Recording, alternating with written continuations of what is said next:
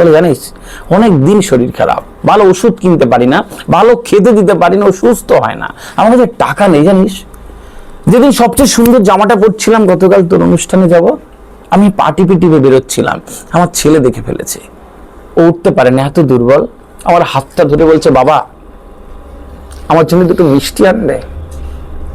বলছে জানিস একদম টাকা নেই।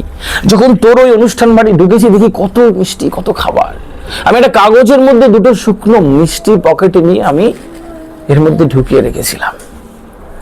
তোরা যদি আমাকে চেক করতিস তাহলে ধরা পড়ে যেতাম মিষ্টি চোর, তোর খারাপ লাগতো? তার থেকে সোনা চুরি অনেক ভালো না? তো হচ্ছে ক্ষমা করে দিই। স্কুলে যাও, আমি পথ পানে চেয়ে থাকি সারাদিন, তুমি না আসা অব্দি আমার বুকের মাঝখানে ভাঙনের শব্দ তুমি শুনতে পাবে না। তোমাকে দেখার পরে আমার যে আনন্দ হয় এটা বিনা পয়সায়। তারপর বাবা যদি এখন পৃথিবী কেউ আমাকে এসে বলে যে পুরো পৃথিবী একদিকে আর তুমি একদিকে, আমি পুরো পৃথিবীকে চাই না বাবা, আমি বলবো তুমি। আপনারা শুনে থাকবেন, ছোট্ট একটা গল্প বলি, মানে ইটস বিন আ ভাইরাল। আমার ভিডিও যারা দেখেন তারা দেখবেন কি 76 মিলিয়ন মানুষ এটা দেখে ফেলেছে। লাস্ট আমি খান সাহেবের প্রোগ্রামে গল্পটা করেছি, মানে ইটস ক্রস 5 মিলিয়ন। একটা ছোট্ট গল্প, আপনি বুঝবেন কি মা মানে কি বলে, মা বাবারা কিরকম হয়। একটা রান্নাঘরে মা রান্না করছে, 10-12 বছরের ছেলে বাইরে খেলা করছে, মা মাঝে মাঝে ফারমাস করছে। এবার রেগে গেছে, খেলছে আর বারবার ডাকে। তো একটা চিরকুটে কি লিখে এনে মাকে রান্না করছে, রান্না করে দিয়ে বলছে মা দাও। মা বলছে কি লিখেছো, কখন যাও তো, রান্না করছি, ডিস্টার্ব করো না। বলছে না মা দেখো দাও। মা কাগজটা নিয়ে চোখ ফেলে, চোখ কপালে উঠে গেছে, একেবারে আঁচল দিয়ে কপালটা মুছে ধপ করে বসে বলছে বাবা তুমি লিখেছো? বলে হ্যাঁ আমি লিখেছি, দাও। আবার বা ছেলের দিকে তাকায়, বাবা তুমি লিখেছো? বলে হ্যাঁ আমি লিখেছি, দাও। মা পড়ছে, ছেলে লিখেছে যে মা 1 নম্বরে তুমি যে আমাকে প্রতিদিন সকালবেলা মশারি তুলতে বলো, এর জন্য 60 টাকা। ছোট ভাইকে কোলে করে রাখতে বলো, এর জন্য 80 টাকা। আমাকে যে প্রতিদিন ছাদের গাছে জল দিতে বলো, এর জন্য 60 টাকা। আমাকে বলো ওই কাকুর দোকান থেকে এটা ওটা আনতে, এর জন্য 40 টাকা। আমাকে যে বলো এ ঘর গোছাতে ও ঘর গোছাতে, এর জন্য 80 টাকা। যারা 350 টাকার বিল দিয়ে বলছে দাও। মা আবার জিজ্ঞেস করে বাবা তুমি লিখেছো? বলে হ্যাঁ মা। যে আমার জন্য একটা কাগজ কলম আনবে? বলছে না মা ওইসব হবে না, তুমি দাও আগে। বলছে যাও বাবা আমি দেবো। তো একটা ছোট্ট কাগজ আর কলম, ছোট মানুষ তো, একটা ছোট্ট কাগজ আর কলম এনে দিয়েছে মায়ের কাছে। তো মা এসে বলছে বাবা আমার পাশে তুমি বসো। এরকম চেয়ারে মা বসে আছে আর বাচ্চা বসেছে। মা কিছুক্ষণ লিখলো কিছু একটা। মা ওইটা লেখবার পরে এবার ছেলের হাতে দিয়েছে, ছেলে পড়ছে। 1 নম্বরে লেখা রয়েছে যে বাবা তোমাকে যে পৃথিবীর 10 মাস সব যন্ত্রণা কষ্ট ভোগ করে পেটে ধরেছিলাম এটা বিনা পয়সায়। তারপর তোমাকে 2-2.5 বছর পৃথিবীর সব কষ্ট ভোগ করে দুধ খাইয়ে বড় করেছি, এটা বিনা পয়সায়। সেবার যখন তোমার শরীর খারাপ করেছিল আমি সারা রাত তাহাজ্জুদের নামাজে বসেছিলাম, আমার বুকের মধ্যে যে তোলপাড় হতো তুমি কখনো চিন্তাই করতে পারবে না, এটা বিনা পয়সায়। বাবা তুমি একবার খেলনা চেয়েছিলে আমি দিতে পারিনি, তুমি কি কান্না করেছিলে, আমার বুকটা দুমড়ে মুচড়ে গিয়েছিল। আঁচলে একটু একটু পয়সা জমিয়ে যেদিন তোমাকে একটা খেলনা দিয়েছিলাম তোমার সে কি হাসি, এটা বিনা পয়সায়। তারপর যখন তুমি একটু একটু বড় হলে স্কুলে যাওয়া শুরু করলে, তুমি যখন স্কুলে যাও আমি পথ পানে চেয়ে থাকি সারাদিন, তুমি না আসা অবধি আমার বুকের মাঝখানে ভাঙনের শব্দ তুমি শুনতে পাবে না। তোমাকে দেখার পরে আমার যে আনন্দ হয় এটা বিনা পয়সায়। তারপর বাবা যদি এখন পৃথিবী কেউ আমাকে এসে বলে যে পুরো পৃথিবী একদিকে আর তুমি একদিকে, আমি পুরো পৃথিবীকে চাই না বাবা, আমি বলবো তুমি। ছেলেটা সব পড়ার পরে মায়ের গালে একটা চুমু দিয়ে বলে মা মায়ের ঋণ তো কখনো শোধ করা যায় না, মা আমাকে ক্ষমা করে দে, বলে পালিয়ে গেছে। মায়েরা এরকম হয়, মায়েরা এরকম হয়। তাহলে যদি এরকম হয় তাহলে আরেকটু সেই সন্তানকে মানুষ করবার জন্য কেন একটু চেঞ্জ করবেন না? বাবারা যারা রয়েছেন, যদি আপনার খেতে সারাদিনে কয় টাকা লাগতো, কয়েক সেকেন্ডের জন্য ভেবে নেন, বউ বাচ্চা কেউ নেই, 200 টাকা হলে হয়ে যেত। কার জন্য করছেন এত? কার জন্য এত করছেন? 200 টাকা হলে তো হয়ে যেত, কার জন্য এত করছেন? আমি জানি কোনোদিন হয়তো সন্তানকে বুকে জড়িয়ে বলা হয়নি যে বাবা তোমাকে অনেক ভালোবাসি, কিন্তু আপনার ভেতরে যা হয় এটা তো পৃথিবীর আর কেউ বাবা ছাড়া অনুভব করতে পারবে না। একটা 40-45 বছরের লোক হঠাৎ করে বললো এবার আমার মানে জন্মদিনে লোকজনকে ডাকবো না, বিজনেস করে। বলছি এবার আমার কিছু বন্ধু বান্ধবকে ডাকবো, কলেজের লোক, রিউনিয়ন হবে। তো এরকম সবাইকে বন্ধুকে ফোন করছে, শোনা আসিস অমুক দিন আমার জন্মদিন। তো সবাই বলছে ঠিক আছে। একটা বন্ধুর কাছে ফোন গেল, সে জীবনে দাঁড়াতে পারেনি, সে আসলে টাকা পয়সা নেই, খুব অভাব, মানে বিজনেসে লস খেয়ে একদম মানে খারাপ অবস্থা, সারাদিনে খাওয়াটাও ভালো হয় না। তার কাছেও ফোন গেল, বলছে যাবো না, খুব অবস্থা খারাপ। বলছে বন্ধুরাই তো আয় না। তো জন্মদিনের দিন সব যেদিন সন্ধেবেলা, সেদিন সে যাবে বলে মনস্তাব করলো এবং আলমারিটা খুলে সবচেয়ে ভালো জামাটা পরলো, তাও বোঝা যাচ্ছে যে গরিব মানুষ। জন্মদিনের পার্টিতে যখন ঢুকছে, দেখছে যে চারিদিকে খাবারের স্টল, ঝিকমিক লাইট, মিউজিক, বিরাট ব্যাপার। সব বন্ধুদের মধ্যে বড্ড বেমানান। এক জায়গায় দাঁড়িয়ে আছে, সবাই ডেকে ডেকে কথা বলছে যে আমার বন্ধু, যেই বন্ধু জন্মদিন সবাইকে ডেকেছিল, যখন কেক কাটার সময় সবাইকে ডেকেছে, রাত্রি 9টা বাজে, আসো সবাই কেক কাটবো। তো সবাই এরকম ঘুরে বসে আছে এবং কেক কাটা চলছে। কেকটা কাটার পরে যখন একটু একটু করে খাওয়াচ্ছে সবাইকে, 3জনকে খাওয়ানোর পরে যেই বন্ধুর জন্মদিন, ওই বড়লোক বন্ধু হঠাৎ করে দেখলো তার এই আঙুলে যে সোনার আংটি ছিল, আংটিটা নেই। সারা জন্মদিনের পার্টি যেই সে নিস্তব্ধ, আরে আংটি কোথায় গেল, আংটি কোথায় গেল, আংটি কোথায় গেল, সবার মধ্যে একটা তোলপাড়। সময় ওই গরিব বন্ধুটার দিকে হাঁ করে তাকিয়েছে। তো বন্ধুটা বলছে ছাড় না, কাউকে কিছু বলিস না। বলছে না, কিছু উৎসাহী বন্ধু থাকে, আরে দেখবো এখানে কেউ বাইরে যায়নি, দরজা বন্ধ করে দে, সবার পকেট চেক করবো। বন্ধু বলছে ছাড় না, একটা সোনার আংটি তো, কি দরকার। বলছে না, ও হবে না। তো সবার সিদ্ধান্ত হলো সবার পকেট চেক করবে। তো সবার পকেট চেক করছে কিছু বন্ধু গিয়ে, যাওয়ার আগে বলছে দেখ আমার কাছে নেই। আবার একজন যায়, যাওয়ার আগে দেখ আমার কাছে নেই। আবার একজন যায়, আমার কাছে নেই, কারো কাছে নেই। যখন ওই গরিব বন্ধুটার কাছে গেল, যেই পকেট চেক করার কথা বললো, পকেটে হাতটা রেখে বলছে আমি আমার পকেট চেক করতে দেব না। ব্যাস, যেই বলেছে চেক করতে দেব না, পুরো অনুষ্ঠান বাড়িটা একটা নিস্তব্ধ, আবার বিষণ্ণতা। বোঝা গেছে আংটিকে নিয়েছে। একদম ঠক জোচ্চোর ছোট লোক, গরিব মানুষ ভালো হয় না, সব বলে দিয়েছে, এত অপমান করেছে। তারপরেও সব খেয়ে দিয়ে খুব অনানুষ্ঠানিকভাবে সব বাড়ি চলে গেল। রাত্রি 11:30 12টায় যখন ওই বন্ধু যে জন্মদিন ছিল ঘরে ঢুকেছে, ব্লেজারটা খুলতে যাবে, দেখা গেলো ব্লেজারের এই পকেটটাতে কোনোভাবে, উপরে একটা পকেট থেকেছে, ওই পকেটের সোনার আংটিতে আটকে আছে। সারা রাত ঘুমোতে পারিনি। কি হলো, একটা বন্ধুকে এত অপমান, এত অপমান। সকালবেলা হলো, ছুটেছে বন্ধুর বাড়ি, গিয়ে দরজায় খটখটাচ্ছে। বন্ধু বেরিয়ে এলো, এসে বলছে তুই, বলছে কিরে রাগ করেছিস? বলছে না ছাড়। বলছে রাগ করেছিস? বলছে না ছাড়। বলছে তুই যখন সোনার আংটি নিলি না, তখন বললি না কেন? তোকে এত অপমান করেছে, এত অপমান করেছে, ঠক জোচ্চ, আমার খারাপ লাগছে, আংটি তো আমার কাছে, তুই বলিসনি কেন? যেই বলেছে বলিসনি কেন, দরজাটা এরকম খুলে দিল। বলে ওই দেখ, একটা তক্তপোষের উপরে তার 8-10 বছরের ছেলে মরার মতন শুয়ে আছে। বলে জানিস, অনেক দিন শরীর খারাপ, ভালো ওষুধ কিনতে পারি না, ভালো খেতে দিতে পারি না, ও সুস্থ হয় না, আমার কাছে টাকা নেই জানিস। যেদিন সবচেয়ে সুন্দর জামাটা পরছিলাম, গতকাল তোর অনুষ্ঠানে যাব, আমি পাটি পিটিপে বেরোচ্ছিলাম, আমার ছেলে দেখে ফেলেছে, ও উঠতে পারে না, এত দুর্বল। আমার হাতটা ধরে বলছে বাবা আমার জন্য দুটো মিষ্টি আনবে। বলছি জানিস একদম টাকা নেই। যখন তোর ওই অনুষ্ঠান বাড়ি ঢুকেছি, দেখি কত মিষ্টি, কত খাবার। আমি একটা কাগজের মধ্যে দুটো শুকনো মিষ্টি পকেটে নিয়ে আমি এর মধ্যে ঢুকিয়ে রেখেছিলাম। তোরা যদি আমাকে চেক করতিস, তাহলে ধরা পড়ে যেতাম মিষ্টি চোর, তোর খারাপ লাগতো। তার থেকে সোনা চুরি অনেক ভালো না? তো হচ্ছে ক্ষমা করে দিস। বাবারা এরকম হয়। আপনার ভেতরের ভাঙন তো বোঝানো যায় না। কতদিন বাইরে রয়েছেন, বলছেন যে যাব না, তোমরা যাও, অনুষ্ঠানে যাচ্ছে, আপনি অত হাড় ভাঙা খাটুনি খাটছেন, কার জন্য করছেন? তাহলে যদি এইটুকু করেন, তাহলে আজকে আমি আপনাদেরকে এইটুকু অনুরোধ জানিয়ে চাই যে এই সন্তানকে ভালো করে মানুষ তৈরি করে রেখে যান। একদিন সাদকায়ে জারিয়া হয়ে যাবে, আর আপনি অনেক দিন পরে ঠিক এরকমই অনুষ্ঠানে আপনার সন্তান দেখবেন এখান থেকে হাফেজ কারি হচ্ছে, বিশাল বড় মানুষ হচ্ছে, সারা পৃথিবী চিনছে, আর তার হাতে আমি একটা পুরস্কার তুলে দিচ্ছি ইনশাল্লাহ। আমারও একটু বয়স হবে, আপনারও হবে, আর বাবা মা হিসেবে আপনার যে আনন্দ, এই আনন্দ পৃথিবীর আর কিচ্ছু দিতে পারবে না। সম্মানিত বুঝতে আমরা বুঝি না আসলে আমাদের ভেতরের যেই অনুভূতি, আবেগ, আমরা আসলে এগুলো অনুভব করতে পারি না কখনো।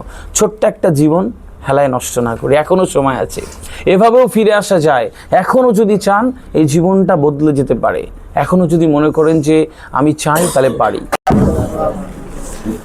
At the very first of all, I would like to convey the most beloved Allah Pak for having me chance here. I would like to give warm congratulations to the entire team of Bongonur, especially my beloved Matin Sahib Hujur, all the respected you people. আমার সকালে উঠে খুব ভালো লেগেছে যে আজকে একটা দুর্দান্ত প্যারেন্টিং প্রোগ্রামে যাব। কিছু কিছু প্রোগ্রামে আসতে তো আমার ভালোই লাগে, কিছু কিছু প্রোগ্রামে এমনি যাই মানে আমাকে তো অনেক আগে বলে, 2-3 মাস আগে যারা আমাকে বলে, অত বুঝি না যে প্রোগ্রামটা কীরকম হবে, হয় বলে আর এক রকম হয়, এরকম বহু জায়গায় এক্সপিরিয়েন্সেস হয়েছে। তো এই প্রোগ্রামটাতে আসতে আমার খুব মন থেকেই ভালো লাগছিল। ইভেন আমাকে যারা ফোন করেছে আজকের প্রোগ্রামের জন্যে, তাদের অনেকের আমি পুরো গল্পটা বলেছি, এরকম একটা হিপস কলেজ হচ্ছে, এবং পুরো কনসেপ্ট শোনার পরে তারা কেউ কেউ অত্যন্ত খুশি। তাহলে স্যার আমরা কি একদিন যেতে পারবো দেখতে? আলাম শিওর। আমি বলেছি হুজুর এরকম, মানে মালদা মুর্শিদাবাদ থেকে সেই প্রোগ্রামগুলো আজকের ডেটে আমার ছিল, তাদেরকে আমি বললাম যে এরকম একটা, অন্য সময় বলি যে আমি ব্যস্ত, যাই খুব অল্প সময় কথা বলি, কথা শোনা খুব কঠিন কাজ, এবং আমার মনে হয় কি যদি 2-1টা কথা নিতে পারেন ভালো হলে হতে পারে। আমি পশ্চিম মেদিনীপুরের শালবনী একটি অনুষ্ঠানে গেছিলাম, 17টা স্কুল নিয়ে একটা অনুষ্ঠান হয়েছিল। 17টা স্কুলের হেডমাস্টার মশাই, ওখানকার যিনি এমএলএ, এখন উনি বস্ত্র প্রতিমন্ত্রী, উনি আমার খুব ভক্ত, তো উনি ডেকেছিলেন। তারপর ওনার প্রতিনিধিরা আমার বারাসতের অফিসে আসে, তারপর আমি যাই সেখানে। তা আমি ওখানে কথা বলতে বলতে এক জায়গায় বলেছিলাম কি একটা কথা, যাই হোক আমি যখন মঞ্চ থেকে নামলাম, কথা শেষ করে আমাকে ছবি তুলছে, কেউ আমার কার্ড নিচ্ছে, কেউ আমার সাথে কথা বলবার জন্য আসছে। একজনের ভদ্রলোক এসে বলছে স্যার একটু কথা আছে। তা বললাম বলুন। বলছে না দূরে চলুন। বললাম কী বলবেন? এখানে বলুন। বলছে না আপনার ভুল ধরবো। তা আমি বললাম মরেছে, 1 ঘন্টা 20 মিনিটের কথায় কি ভুল ধরে? তা আমি বললাম চলুন। দূরে গেলাম। আমি আমার মঞ্চে কথা বলার সময় বলেছিলাম man create his own fate, মানুষ নিজের ভাগ্য নিজে তৈরি করে। এইটাতে ওনার আপত্তি, তাহলে তো ওপর থেকে ভাগ্য তৈরি হয়ে আসে, আপনি কি করে বললেন মানুষ নিজের ভাগ্য নিজে তৈরি করে? এই কথা আপনি কেন বললেন? আলাম 2 মিনিট সময় আছে আপনার? বলে হ্যাঁ, মানে যেহেতু এই প্রশ্নের উত্তরটা আমার জানা, আমার উত্তর দিতে ভালো লাগবে। তো আমি কোট আনকোট যে কথাটুকু বলেছিলাম আপনার কানে তুলে রাখি। সূরা রাদ আয়াত নাম্বার 11-এ আল্লাহ সুবহানাহু ওয়া তাআলা কোরআনে খুব স্পষ্ট জানাচ্ছে যে আমি সেই জাতির ভাগ্য ততক্ষণ পর্যন্ত পরিবর্তন করাই না যতক্ষণ না তারা মানসিকভাবে পরিবর্তন হওয়ার মানসিকতা তৈরি করে। তার মানে পরিবর্তন হয় নিশ্চয়ই। সূরা নাজম আয়াত নাম্বার 39-এ আল্লাহ সুবহানাহু ওয়া তাআলা কোরআনে স্পষ্ট বলছে কি মানুষ ওইটা পায় যা সে চেষ্টা করে, মানুষ ওইটা পায় যা সে চেষ্টা করে। তারপর উনি চলে গেছিলেন, আর কোনো কথা বলিনি। আমার বেশি কথা বলার দরকার হয়নি, আমি অনেক কথা বলে তাকে বোঝানোর চেষ্টা করিনি। আল্লাহ সুবহানাহু ওয়া তাআলা পৃথিবীর সুপ্রিম পাওয়ার যখন এই ঘোষণা দিচ্ছে, তখন আমরা যে যেখানে আছি, যেভাবে আছি, এখান থেকেই জীবনটাকে পরিবর্তন করা যায়। জীবনের একটি সুন্দর সত্যি হচ্ছে, জীবন এমন একটা জিনিস আপনি যখন খুশি, যেখান থেকে খুশি, যেভাবে খুশি শুরু করতে পারেন। ওখানে বসে যদি আজকে এখনই ভাবেন যে জীবনটা শুরু করে দিলাম, ব্যাস আপনার জীবন অন হয়ে গেল। তো আপনি আপনার জীবনটাকে অন করার জন্য এখন এই সময়, এই মুহূর্তটাকে বেছে নিতে পারেন। যেভাবেই হোক, ভালো মা হবেন, ভালো বাবা হবেন, এই পৃথিবীর একজন শ্রেষ্ঠ মানুষ হবেন, দেখবেন যে আপনার উত্তরণের পথ আস্তে আস্তে আস্তে আস্তে তৈরি হয়ে যাচ্ছে। তো আমার কথার শুরুতেই আমি আপনাকে এই কথাতে আমন্ত্রণ জানাতে চাই, এটা বলে কি পরিবর্তন হওয়ার মানসিকতাটা আপনি তৈরি করে এখন থেকে রেখে দিন, কারণ জীবন যখন খুশি বদলাতে পারে। আল্লাহ সুবহানাহু ওয়া তাআলা এই পৃথিবীতে যা দিয়েছে, মনে করুন যে আপনার আর আমার অনেক অভিযোগ আছে, কিন্তু আমি আর আপনি বলি যে আমার কপাল খারাপ, আমার ভাগ্য খারাপ, আমার অমুক হয় না, তমুক হয় না, নানান কিছু এরকম আছে। তারপরেও আপনি একটু চিন্তা করে দেখবেন যে আপনি আসলে কত ভাগ্যবান একটা মানুষ। কীরকম? বলা হচ্ছে যে একটি গবেষণা জানায় যে আপনাকে যদি শুধু তৈরি করা যেত, মানে এক্ষুনি যদি বৈজ্ঞানিকরা বা গবেষকরা আপনার মধ্যে মানুষ তৈরি করতে লাগতো, তাহলে হাজার হাজার কোটি টাকা লাগতো আপনাকে তৈরি করতে। এরকম একটা মানুষ তৈরি করবে, তাও এরকম সুন্দর চলবে না, কিন্তু হাজার হাজার কোটি টাকা লাগবে একটা মানুষ তৈরি করতে। কীরকম? এই মস্তিষ্কটার দাম বলা হচ্ছে 5,000 কোটি টাকা, 5,000 crore শুধু এটা বানাতে। এই মস্তিষ্ক চালাতে যে বিদ্যুৎ লাগে, এটা 2000 কোটি কিলোওয়াট বিদ্যুৎ লাগে। মানে একটা মস্তিষ্কে সারা ভারতবর্ষে চলে যাবে, আর কিছু বিদ্যুৎ বাইরের দেশে বিক্রি করে আমাদের দেশ টাকা রোজগার করতে পারে। ঠিক এতটা এই মস্তিষ্ককে চালাতে বিদ্যুৎ লাগে। আপনি দেখবেন যে কিছুদিন পরে ল্যাবরেটরিতে 6-7 মাস আর 1 বছর ম্যাক্সিমাম, ঠিক মোটরসাইকেল আর গাড়ির পার্টস যেভাবে আমি আর আপনি পছন্দ করে কিনে আনি, ঠিক দেখবেন যে ল্যাবরেটরিতে ওরকম সাজানো রয়েছে, একটা হার্ট হয়তো 50 লাখ টাকা, একটা লিভার হয়তো 20 লাখ টাকা, একটা স্পাইনাল কর্ড হয়তো বলবে 7 লাখ টাকা, এরকম তৈরি হচ্ছে গবেষণাগারে। সেইগুলো আপনার শরীরে লাগালে এত সুন্দর কাজ করবে না, কিন্তু দাম এত। তাহলে এত দামি একটা অর্গান, একটা অর্গান আপনার রয়েছে। দার্জিলিং যাচ্ছেন, দেখছেন একটা বিরাট সুন্দর সিনারিওস, আপনার অবচেতন মন থেকে আপনি ফোন বের করে আপনি ভিডিও রেকর্ডিং করা শুরু করলেন। ঠিক আপনার এই চোখ দিয়ে দেখে ওইটা যতটা ভাল লাগে, ওইটা 10%ও ভাল লাগে না মোবাইলে দেখলে। শুধু আপনার চোখে ভাল লাগছে বলে আপনি কিন্তু ওই মানে ফোনটা ধরে রাখেন, পরে যখন দেখবেন যে অত ভাল লাগছে না। এই চোখের মেগাপিক্সেল যে কত, তা ধারণার বাইরে আল্লাহ সুবহানাহু ওয়া তাআলা দিয়েছে। বিষয় হচ্ছে যে আপনি একটি তারের হেডফোন কি পকেটে দেবেন আর বের করবেন, দেখবেন ওরা জড়িয়ে যাচ্ছে, ছাড়াতে হচ্ছে আপনার।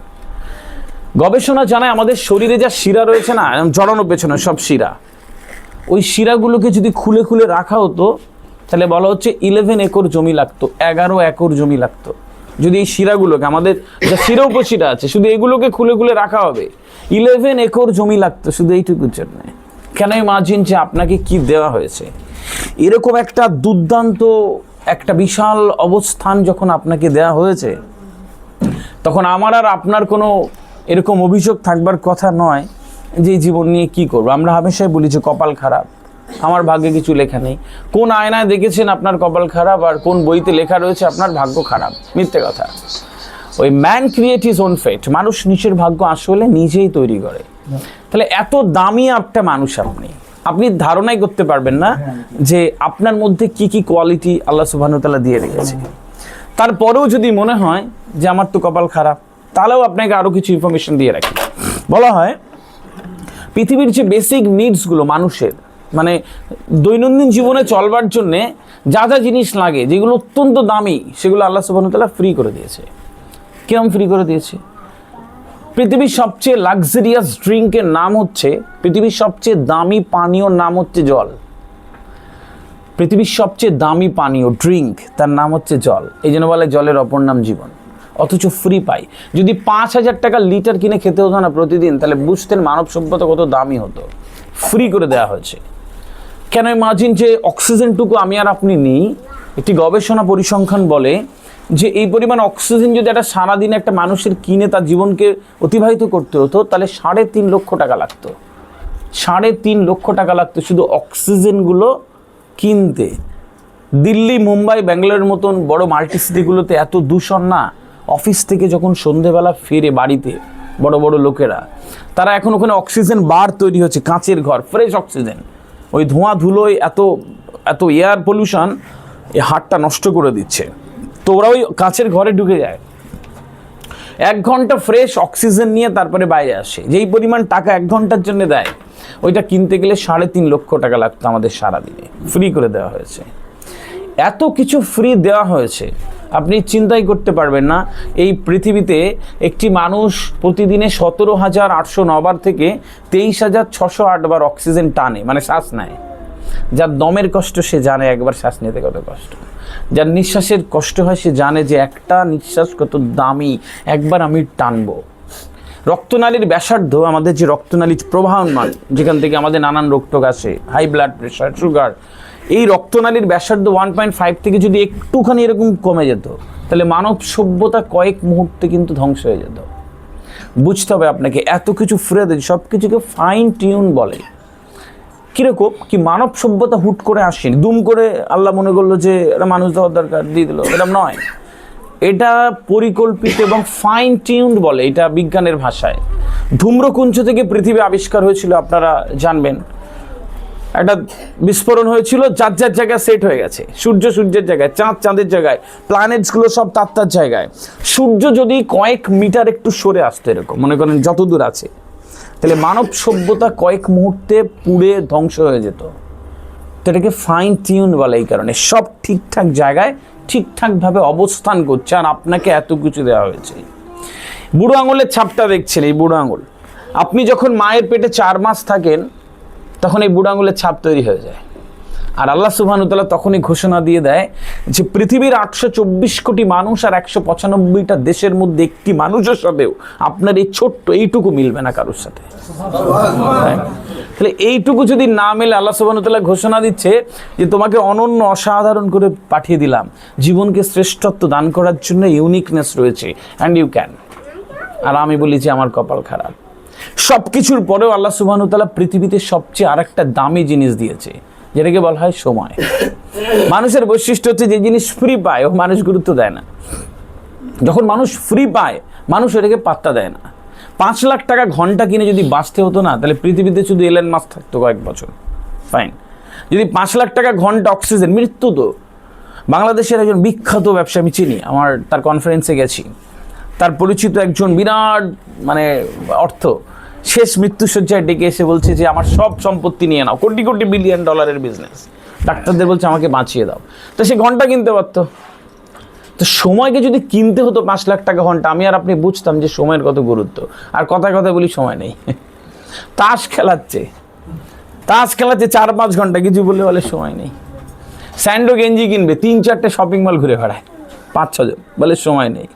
চা খাচ্ছে চায়ের দোকানে, 2টো চা খায় 4 ঘন্টা ধরে, আর কথা বললে বলে সময় নেই।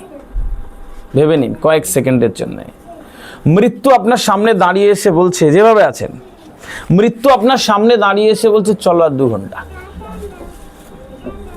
যদি মৃত্যু সামনে দাঁড়িয়ে এসে বলে চলো আর 2 ঘন্টা, তাহলে মনে হবে না আব্বার মুখটা আর একবার দেখি, মাকে একবার জড়িয়ে ধরি, কতদিন মাকে বলা হয়নি মা তোমায় অনেক ভালোবাসি। মনে হবে না আরেকবার শ্রেষ্ঠ ইবাদত করতাম, শ্রেষ্ঠ সিজদা করতাম, যেটাতে আমার জান্নাতের জন্য আমি কবুল হতে পারতাম হয়তো। মনে হবে না একবার যে কিভাবে সকাল হয় ভোরবেলা থেকে একবার দেখি, একবার কিভাবে আলো থেকে অন্ধকারে গোধূলিতে মেশে আরেকবার দেখি। মনে হবে না আরেকবার যে আরেকবার সুযোগ পেলে পৃথিবীতে শ্রেষ্ঠত্ব অর্জন করে যেতাম। মনে হবে না একবার যে বন্ধুকে অনেক কষ্টের কথা বলে দূরে সরিয়ে দিয়েছিলাম, তাকে একবার বুকে টেনে বলি যে ভুল করেছি, ক্ষমা করে দিস। মনে হবে যদি কাল সকালবেলা মৃত্যু এসে বলতো চলো আজ যেতে হবে, তাহলে আজকে যেভাবে কাটিয়েছেন কালকে কিভাবে কাটাবেন? আপনার আচার আচরণ, কথা বলার ধরন, আপনার অ্যাটিটিউড, আপনার চিন্তা ভাবনা সব বদলে যাবে। ঠিক মৃত্যু আমাদের থেকে 2 ঘন্টা দূরে, দেখতে পাই না। যখন শক্তি থাকে, বিরাট টাকা পয়সা থেকে মনে হয় অমর মানুষ পৃথিবীতে। মানুষ মনে করে আমি অমর, আমি মরবো না, আর বিশাল কিছু চলে।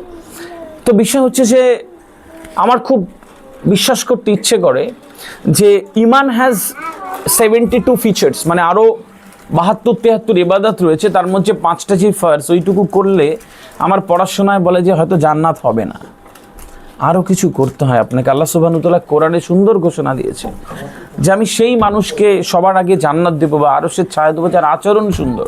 বুঝি না এখন এত কিছু দেওয়ার পরে আপনাকে শ্রেষ্ঠত্ব অর্জন করে যেতে হবে, আর নইলে এর দায় এবং দায়বদ্ধতা আপনার রয়েছে।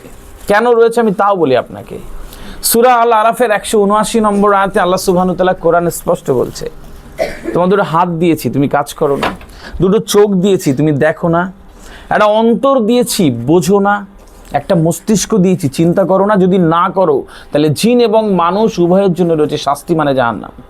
মানে বুঝতে হবে যে আমি সকালবেলা উঠি, খাই দাই, কিছু একটা করিয়া শুয়ে পড়ি, এটা দিয়ে কিন্তু আপনি এর পরিপূর্ণতা আনতে পারবেন না। এর বাইরেও একটা বিরাট পৃথিবী আছে।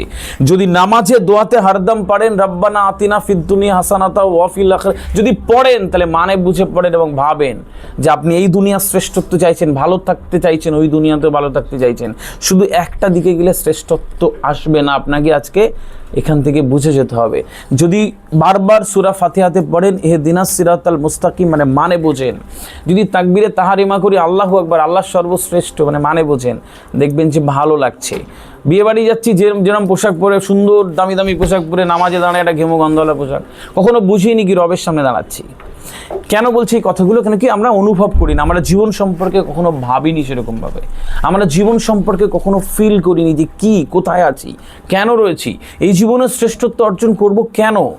আপনাকে এগুলো কেন লাগে দিতে? জীবনটা যখন কেন লাগাবেন না, জীবন সহজ হয়ে যায়। আমরা বেশিরভাগ মানুষ খুব অ্যাভারেজ জীবনযাপন করি, মানে আমি এসেছি, একটা সময় খাবো দাবো চলে যাবো, that's enough, nothing more than that. এখান থেকে আপনার জীবন কাটে ইউটার্ন দিতে হবে। এখান থেকে আপনার জীবনের একটা ইউটার্ন দিতে হবে, যেটা আপনাকে আপনার গন্তব্যে নিয়ে চলে যাবে। আপনাকে ভেবে নিতে হবে কি কাজ করা আর সঠিক কাজ করা দুটোর মধ্যে বিস্তর তফাৎ, চিন্তা করা আর সঠিক চিন্তা করা দুটোর মধ্যে বিস্তর তফাৎ। আপনাকে বুঝতে হবে যে এগোনো আর সঠিক দিকে এগোনো দুটোর মধ্যে বিস্তর তফাৎ। আপনি কাজ করছেন, সঠিক কাজ করছেন, এগোচ্ছেন, সঠিক দিকে এগোচ্ছেন। আপনি যদি ভাবছেন, ঠিক ভাবছেন, যদি না ভাবেন, তাহলে আজকে একটা ইউটার্ন নিন। একজন হাজব্যান্ড অ্যান্ড ওয়াইফ তারা লং ড্রাইভে যাচ্ছে গাড়ি করে, তো কিছু যাওয়ার পরে ওয়াইফ বলছে যে শোনো না, মনে হয় ভুল রাস্তায় যাচ্ছি। হাজব্যান্ড বলছে ছাড়ো না, কোয়ালিটি টাইম কাটাচ্ছি, ভালো একছি, একসাথে লং ড্রাইভে যাচ্ছি, ছেড়ে দাও, কোথায় যাচ্ছি বুঝতে হবে না তো। আবার যায়, বিকেল হয়ে যায় যেতে যেতে, একটা জায়গায় লাঞ্চ করলো, আবার যায় অনেক দূর। ওয়াইফ বলছে শোনো না, বোধহয় ভুল দিকে যায়, ছাড়ো না, লং ড্রাইভে যাচ্ছি, আনন্দ করো। অনেক দূর যখন চলে গেল, সন্ধে গড়িয়ে রাতের দিকে যাচ্ছে, এবার তার হলো যে এবার তো ফিরতে হবে, তো ফেরার আর পথ পায় না। সে গেছে কিন্তু কিভাবে ফিরবে সে পথ আর নেই, এবং একটা অদ্ভুত বিপদসংকুল পরিস্থিতিতে গিয়ে গাড়িটা আটকে যায়। তো মোরাল অফ দ্য স্টোরি আমার বলে দিতে হবে নাকি আমি যাচ্ছি কিন্তু সঠিক দিকে যাচ্ছে কি, কাজ করছি সঠিক করছি কি। যদি না করি তাহলে আজকে একটা ইউটার্ন হয়ে যাক, আজকে একটা দুর্দান্ত স্বচ্ছ ভাবনা চিন্তা করি।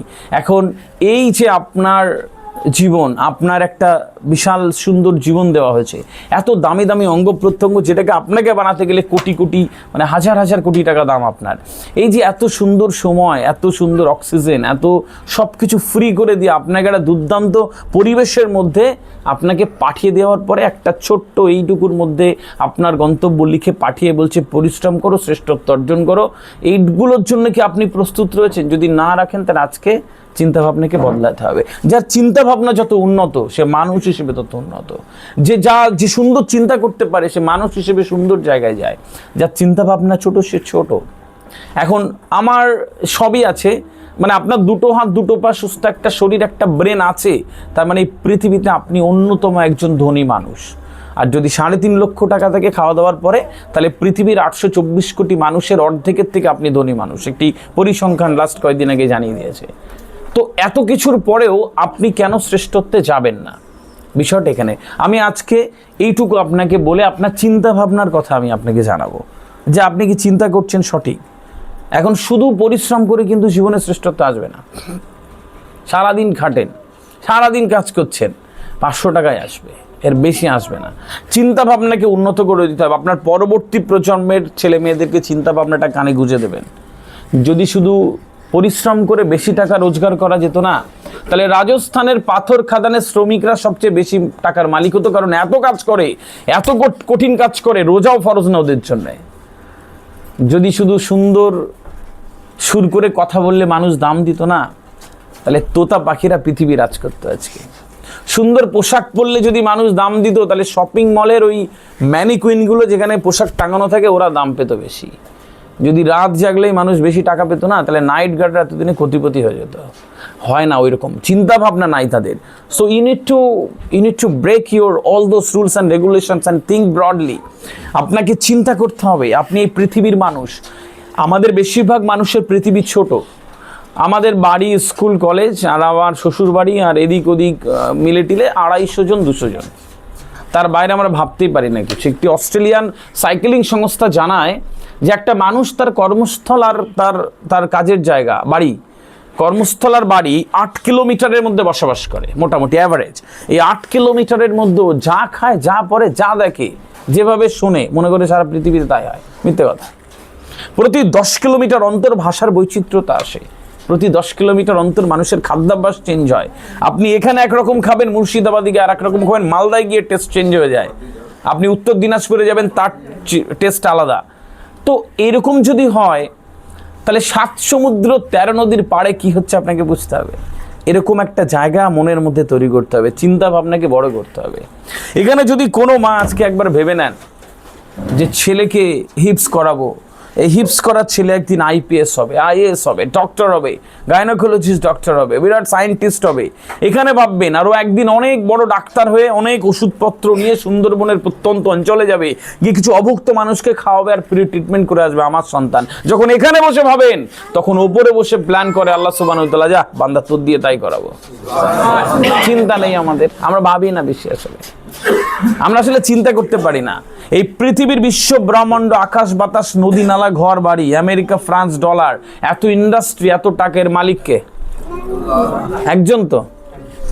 তাহলে এই বিরাট ব্রহ্মাণ্ড থেকে আপনার সন্তানকে সুন্দর হিপস করে একটা বিরাট হাফেজ কারি করে সেই একজন আইপিএস অফিসার হয়ে যাবে, এটা আপনি চাইছেন। আর এই বিশ্ব ব্রহ্মাণ্ডের মধ্যে থেকে যদি আল্লাহ সুবহানাহু ওয়া তাআলা আপনার সন্তানকে এটা করে দেয়, তার কোনো ক্ষতি হবে? মহাসমুদ্রের মধ্যে থেকে এক বাটি জল তুলে আনলেন, সমুদ্রে কিছু হবে? হবে না। বুঝতে হবে আমরা চাইতে পারি না, চাওয়ার আকুতি লাগে। এত ভালো করে চাইবেন না। আমার আমি হাজার কোট আনকোট বলি, প্যারেন্টসের সাথে আমার কথা হয়, কাউন্সেলিংয়ে আছে। আমি পুরো বাংলাদেশ, আসাম, ত্রিপুরা, এই বাংলা ঘুরতে ঘুরতে আমার একটা জায়গা তৈরি হয়েছে যে আমার মনে হয় কোথাও গিয়ে যে আমরা বুঝি না, ফিল করতে পারি না অনুভূতিগুলো। তো আজকের পর থেকে আমি আপনাদেরকে অনুরোধ করে যাই যে চিন্তা ভাবনাটা বড় রাখবেন। এরকম করে এখানে দেবেন না যে বাড়িতে জ্বালাচ্ছে তাহলে যা, তাহলে শুধু বাড়িতেই জ্বালাবে না, আর বাকি সব কিছু যেরকম ছিল ওরকম হবে। আপনি মনে করছেন যে বাড়িতে সঙ্গ খারাপ হবে, তাহলে যা ওখানে, এরকম করে পাঠাবেন না এখানে প্লিজ। আচ্ছা যা, একবার মনে করেছিলাম যে তোর আন্টির ছেলে করছে, খালার ছেলে করছে, তাহলে তুইও যা, এরকম করে পাঠাবেন না এখানে প্লিজ। কি পাঠাবেন? পৃথিবীতে আল্লাহ সুবহানাহু ওয়া তাআলার পরে আপনার সন্তানকে যদি সবচেয়ে বেশি কেউ দোয়া আশীর্বাদ দিতে পারে, তাহলে সেটা বাবা মা হিসেবে আপনি পারেন। তাহলে এখানে ভেতরে একটা বিরাট আকুতি রেখে পাঠাবেন যে সন্তানকে এত বড় বানাবেন। আপনি ছবি দেখবেন প্রত্যেকটা সিজদাতে সুবহানা রাব্বিয়াল আলা 3 বার 5 বার বলবার পরে সন্তানের জন্য দোয়া করবেন।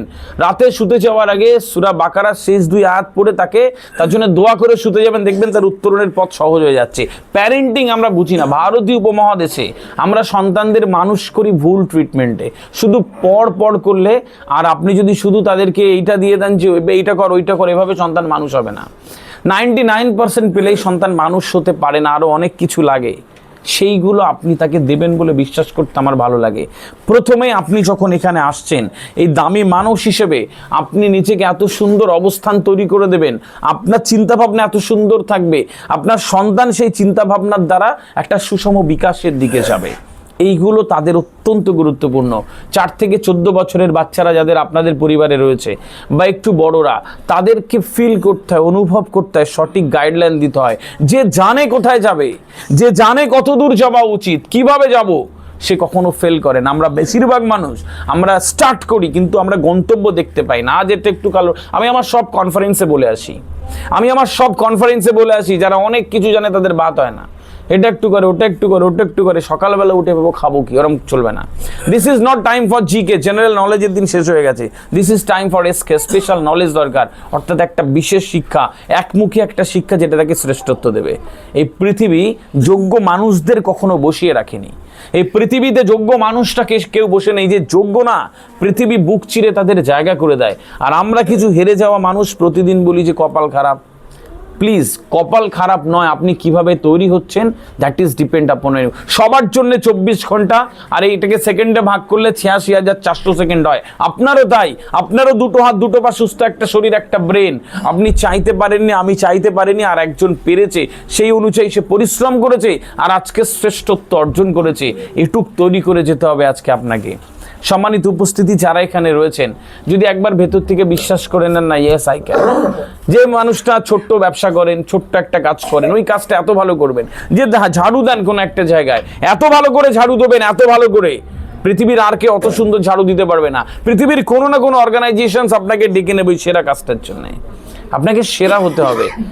আগে ছিল একটা সময় কি মোটামুটি হলে চলে যেত, তারপর ভালো হলে চলে যেত। এখন মোটামুটি আর ভালো জায়গা নেই, এখন বেস্টের জায়গা, সেরা হতে হবে। তাই জন্য সন্তানকে এখানে দেওয়ার আগে আপনার নিচের যে দামি মানুষ, আপনার সন্তান যেই পৃথিবীর একটা ভবিষ্যৎ, সে সম্পদ, এটাকে বুঝে তার জন্য ভেতরে একটা বিরাট স্বপ্ন তৈরি করে তারপরে এখানে দেন, দেখবেন যে উত্তরণের পথটা সুন্দর হয়ে যাচ্ছে। আর নইলে যদি অন্য কোনো ইচ্ছায় দেন, বাড়িতে সারাদিন মোবাইল দেখে তুই যা, জ্বালাতন করে তাহলে তুই যা, অনেক বাইটাই হয়ে গেছে একটা হাফে দিচ্ছিস যা, তাহলে ওইটুকুই হবে, বাইরে কিচ্ছু হবে না, এটা মনে রেখে দেন। তো আজকে সবার আগে চিন্তা ভাবনাটাকে পাল্টে ফেলবেন। আপনি যেখানে রয়েছেন, যেভাবে রয়েছেন, যে জায়গায় রয়েছেন, এটা অত্যন্ত ভালো জায়গায় রয়েছেন। পৃথিবীর আর দেশগুলোর অবস্থা যদি আপনি দেখেন, এই মুহূর্তে আপনি ভাবেন হয়তো পৃথিবীর 2-3টে দেশে যুদ্ধ হচ্ছে। আজকের ডেটে পৃথিবীর 57টা দেশে যুদ্ধ হচ্ছে। ফাইন, তাহলে এতগুলো দেশের তুলনায় আপনি ভালো রয়েছেন, অবস্থান সুন্দর রয়েছে, এবং নিজেকে তৈরি করার জন্য আপনাকে কিন্তু আজকে তৈরি হয়ে যেতে হবে। যেটুক আমি আপনাকে এ পর্যায়ে এটুকু বললাম, এটুক দিয়ে আপনি বিচার করতে পারেন যে আপনি কতটা ভাগ্যবান একটা মানুষ। আমি তারপরে এবার আর কথা বলবো না, কয়েকটা কাজ দেব। আমি আপনাকে কয়েকটা কাজ দেবো এরপরে। এই কাজগুলো 1, 2, 3, 4 করে আপনি মাথার মধ্যে নিয়ে নেন। এই যে 5,000 কোটি টাকার ব্রেন আপনার দেওয়া হয়েছে, এই 5,000 কোটি টাকার ব্রেনের মধ্যে আপনি আপনার এই 1, 2, 3 করে কাজগুলো নিয়ে নেন। বাবা মা হিসেবে কাজে লাগবে, এখানে যখন আপনি এসেছেন তার জন্য কাজে লাগবে, এবং ভবিষ্যতে আপনার কাজ একটু সুন্দর হতে পারে। আমার খুব ভাবতে ইচ্ছে করে যে একটা দিন আবার আমি এখানে আসব, সেদিন এত জ্যাম হবে না, হয়তো আমি অনেক ভালো করে আসব। আরও 10 বছর পরে যদি আল্লাহ সুবহানাহু ওয়া তাআলা বাঁচিয়ে রাখে, হয়তো এই অনুষ্ঠানটা এখানে ধরবেন, অনেক বড় জায়গায় করতে হবে, সারা ভারতবর্ষ থেকে অতিথিরা আসবে, আপনারাও এখানে আসবেন, শুধু একটু বয়স হবে, চুলটে পাক ধরবে, আর আপনার সন্তান এরকম একটা মঞ্চে দাঁড়িয়ে থাকবে, সে হাফেজ কারি হওয়ার পরেও একজন ইসরো সায়েন্টিস্ট হয়েছে, আর মাতিন সাহেব আমাকে বলবে, আদি স্যার একটা পুরস্কার তুলে দেন, তার হাতে আমরা সংবর্ধনা জানাচ্ছি ইনশাল্লাহ। আমি স্বপ্ন দেখে গেলাম, এখানে মা হিসেবে আপনি বসে রয়েছেন, বাবা হিসেবে আপনি বসে রয়েছেন, ওখানেই বসে থাকবেন মা বাবা হিসেবে। একটু বয়স বাড়বে, চোখের কোণে চিকচিক করে 2 ফোঁটা জল থাকবে, আর সেদিন আর পৃথিবীর কোনো আনন্দ আপনার সন্তানের আনন্দের থেকে আর বেশি কিছু হতে পারে না। পৃথিবীর কোনো বাবা মায়ের জন্যে সন্তানের শ্রেষ্ঠত্ব, সাফল্যের আনন্দ থেকে আর কোনো আনন্দ শ্রেষ্ঠ হয় না। তাই জন্য যেটুক যেভাবে জীবন পেয়েছেন, এই জীবনটা ওই সম্পদকে তৈরি করার কাজে লেগে যান। 2000 সালে যেরকম ভাবতেন এখন ওইরকম ভাবেন, জীবন ওরমই থাকবে। 2010 সালে যেরকম ভাবতেন, যেভাবে চলতেন, যার যার সাথে চলতেন, এখন ওইভাবে চলেন, জীবন ওরমই থাকবে। 2026 সালে এসে জীবনটা একটু চিন্তাভাবনা বদলে দেন, দেখবেন জীবন বদলে যাচ্ছে। আমরা চেঞ্জ হতে পারি না, প্রতি বছর এখানে আসবেন, এভাবে বসবেন, আবার চলবে না। চেঞ্জ করেন, কিছু না কিছু চেঞ্জ করেন। এই অক্সিজেন নিচ্ছেন, এই জল খাচ্ছেন, এই আবহাওয়া রয়েছেন, এই বাতাস জলবায়ুতে রয়েছেন, এর ফিডব্যাক আপনাকে দিতে হবে। এমন সুন্দর একটা মানুষ তৈরি করে যাবেন না আপনার ছেলেকে, ইউরোপ মহাদেশ থেকে আগামী 10 বছর পর একজন আসবে এই দেশে, আর আপনার ছেলের সাথে আলাপ করে ফেরবার সময় ও এটা বলে যাবে যে ইন্ডিয়ান মুসলিমরা চেঞ্জ হয়ে গেছে ইনশাল্লাহ। ভাই, তারা এত বড় বড় মানুষ হয়ে যাচ্ছে, ও পৃথিবীর কোনো কোনো দেশে রাজ করবার জন্য তৈরি হয়ে রয়েছে। আমরা গঠন করতে পারি না শ্রেষ্ঠ জীবন, অথচ জীবন একটা সময়ের সুযোগ এবং খুব অল্প সময়ের। এই জন্য বলে life is call one time offer. জীবন একটা সময়ের সুযোগ। আপনি এসি, ফ্রিজ, টিভি, ওয়াশিং মেশিনের অফার অনেক পাবেন, কিন্তু জীবনের অফার একবার। প্লিজ চেষ্টা করবেন যে এই জীবনের অফারটাকে কাজে লাগানোর জন্য। শুধু খেয়ে পরে চলে যাওয়ার জন্য আর মানুষের জন্ম হয়নি। পৃথিবীতে 1,62,000 কীটপতঙ্গ আছে, 1,62,000। বেশিরভাগের নাম পরিচয় জানানো সম্ভব হয়নি, ইভেন যাদের খালি চোখে দেখাও যায় না। এই পৃথিবীর ইকোলজিক্যাল ব্যালেন্সে, মানে চলনাতে, তাদের প্রত্যেকের ভূমিকা রয়েছে। একটা মশার যেমন ভূমিকা আছে, তেমনি যারা আমরা চিনি না কীটপতঙ্গ, আমরা দেখে বলি এটা আবার কীরকম, এটা বোধহয় অমুক না, এটা আল্লাহ সুবহানাহু ওয়া তাআলার সৃষ্টি, তারও ভূমিকা আছে এই পৃথিবীতে। আর আমি আর আপনি আশরাফুল মাখলুকাত, মানে কত দায় এবং দায়িত্ব রয়েছে। এই দায় এবং দায়িত্ব পালন করে কিন্তু আমাদের যেতে হবে। সম্মানিত উপস্থিতি, আমি আপনাদের কয়েকটা কাজ দেবো, এক এক করে একটু মেনটেন করবেন। মায়েরা যারা রয়েছেন, একটি নারী 12 বছর রান্নাঘরে কাটিয়ে দেয়, এটা পরিসংখ্যান বলে। 60 বছরের জীবনকে গড় ধরলে একটা নারী 12 বছর রান্নাঘরে কাটায়। কার জন্য করছে? আমি খুব কাছ থেকে সিজারিয়ান মায়েদের ওটি হওয়া দেখেছি। একটা মায়া যখন ওই ওটি থেকে ফিরে এসে যখন বেডে দেয় না, ওই অসার শরীরে যখন সার আসে না, সে কষ্ট আপনি ছাড়া কেউ অনুভবই করতে পারবে না, আমিও না। আমি দেখে যদি এরম লাগে, তাহলে আপনার কি হয়েছে? মৃত্যুর মুখ থেকে ফিরে আসার কষ্ট নিয়ে আপনি সন্তান জন্ম দিচ্ছেন, তাহলে তাকে আরেকটু নাড়ছাড় করা যায় না? সম্মানিত উপস্থিতি, আপনারা যারা এখানে রয়েছেন, এই যে মা হিসেবে, এই যে বাবা হিসেবে এখানে রয়েছেন, কার জন্য করছেন? মায়েদের তো ঋণ শোধ হয় না, বাবার ঋণ তো শোধ হয় না। কেন হয় না? এই জন্যে হয় না,